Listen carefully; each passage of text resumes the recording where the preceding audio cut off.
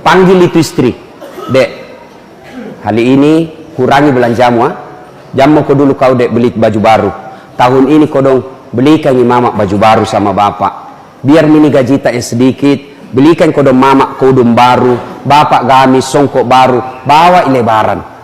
Kalau nalawan ki istri tak begitu pak, dikasih tahu untuk mama tanang ngomel-ngomel, bilang kau kurang ajar pak, kau dapat saya sudah sarjana, kau dapat saya sudah kerja, kau dapat saya sudah mapan, mamaku mau kau lawan, saya ceraikan kau, mau kau. Apa? Saya bilang memang tuh saya sama istriku, boleh kau maki-maki sama saya, boleh kau marah sama saya, boleh kau lempar kepalaku, yang penting tidak nak kena.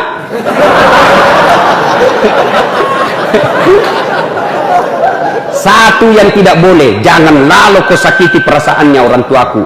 Begitu saya dapat kau dekati, kau sakiti perasaannya mamaku, wabillahi taufiq wal hidayah, keluar kau. Serius pak, jangan pernah kompromi kalau kurang ajar itu istri sama orang tua tak. Itu istri tak terima beres. Ibu tak yang lahirkan ki, ibu tak yang didik ki, nak ajar ki bicara, nak ajar kita tak krama, nak jualkan ki sawah untuk jadi polisi, nak jualkan ki sawah untuk jadi tentara, nak jualkan ki sawah untuk kuliah. Dapat istri lalu dia tidak tahu sopan santun sama orang tuamu, bagaimana hidupmu mau baik?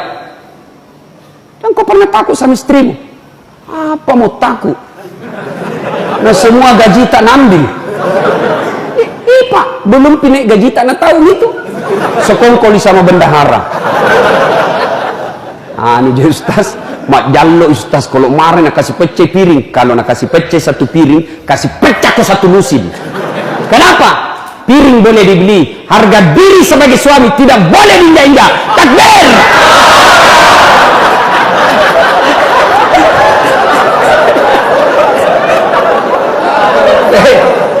Apa terancam ibu-ibu kan ibu baik-baik ki sama suami tak. Kalau datang mertua tak itu sopan ki, jangan baru datang suami orang tuanya mertuanya baru duduk kasihan langsung tanya kapan ki pulang. Ibu dengar saya ibu, rumus laki-laki jangan kau kasih tahu ibu-ibu yang tidak datang. Itu suami tergantung istri.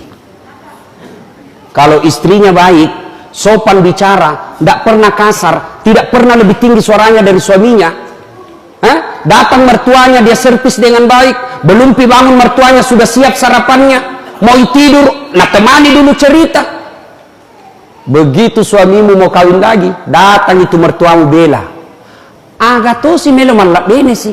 Apalagi kau mau menikah, itu istrimu baiknya. Kau lihat, nah hargai kak, nah hargai saudara-saudaramu, tidak pernah bicara kasar sama kamu. Apalagi kau mau kawin, belum tentu kau dapat perempuan lebih baik dari dia. Jaga kau, jangan kau lagi nakal. Kalau mau kau lagi menikah, haram main susuku. Tapi kalau tidak menghormati mamanya, datang saudaranya kau tidak sopan, tidak pernah kau masak-masak baik-baik sama suamimu, bicara kau kasar, belum sampai rumahmu kau marah-marahi, belum duduk sembarang kau bilangi, datang orang tuanya nak lihat anaknya dimaki-maki, nak bilang pasti mertuanya pulang nih. Nah apa paling itu istrimu? Saya kira orang baik karena tinggi sekolahnya, saya jualkan kau sawah itu nak supaya tidak nahina kau sepupumu, saya kasih sekolah kau tinggi-tinggi supaya nak hargai kau orang. Nah istrimu sendiri tidak hargai kau, bagaimana caranya itu istrimu? Sudah nih, ceraikan dia, kalau perlu kawin kau sembunyi-sembunyi.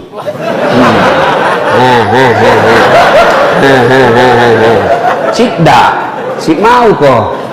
Nih, Pak, jangan gara-gara istri bapak berdosa. Lebih baik kehilangan istri daripada kehilangan doa orang tua. Ada itu laki-laki begitu kurang ajar sama orang tuanya, takut sama istrinya. Suaminya kau udah mau ngesumbang, meninggal itu bapak kasihan. Tidak sempat kasihan itu haji na meninggal. Ada sawahnya itu di kampung. Kita jual mie saja supaya kita bisa bikinkan masjid supaya nikmati. Langsung datang istrinya. Bapakmu. Apa itu bapakmu terus nak mati nih? Itu anakmu, kawin ke sama bapakmu. Beleng-beleng. Mana orang mau kawin sama bapak dong? Ini enggak jalan otaknya ini perempuan kalau marah. Yang kau tahu serius pak.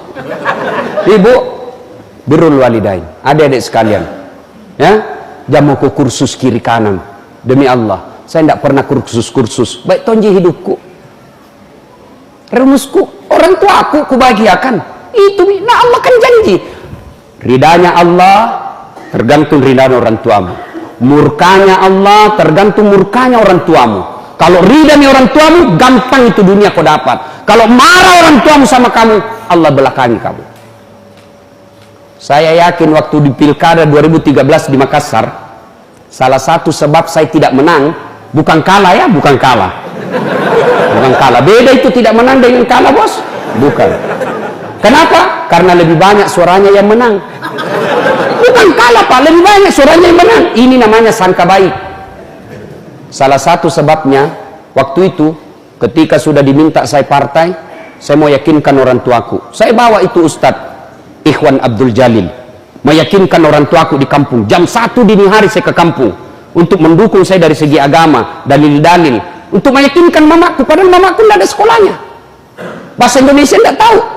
Saya cuma bilang, mak, ngelokat tahu mencaji pejabat. Karena kalau aku bilang wali kota, tidak tahu. Jadi aku bilang saja, ngelokat tahu mencaji pejabat, mak. Apa nak bilang mamaku? Aja, nanti ke komatuk polisi. Karena tahunya itu pejabat banyak ditangkap. Wah, saya mintalah Ustadz Ikhwan jelaskan. Sudah itu apa dia bilang ibu saya? Iko mau panen nak, tapi dek nama paci nyawaku. Dia bilang terserah, tapi tidak ikhlas kak nak. Saya yakin itu penyebabnya, faktornya saya tidak menang. Bapak-bapak, ada kita mau beli, minta berpikir sama orang tua. Ada kita mau lakukan, minta pendapat orang tua. Jangan kita bilang, tidak tahu orang tuaku. Jangan, apa yang kita harapkan bukan ilmunya, tapi ridanya Allah. Mak, mau kak beli tanah ini kasihan. Bagaimana menurut tamak? Pasti itu nak bilang, terserah mi kau nak. Kau tahu mi singgi mi sekolahmu. Kau tahu saya ada apa? Apalah saya ini nak. Tapi apa dalam hatinya? Oh anakku kasihan. Masih dia muliakan saya. Masih dia minta pendapatku. Begitu kau beli tanah tidak pernah kau kasih tahu orang tuamu. Tiba-tiba dia tahu dalam hatinya. Tongan nak kasih nak hargai ke anakku. Nah, banyak nih uangnya. Tidak pernah mak kau nak paksa anak. Padahal kita bilang tidak begitu niatku. Betul niatmu tidak begitu, tapi kelakuanmu begitu. Jelas ya? Supaya cepat doa dikabulkan, muliakan orang tua. Tidak ada keberkahan hidup bagi mereka yang kurang ngajar sama orang tuanya. Karena waktu yang terbatas, insya Allah kita lanjutkan lain waktu.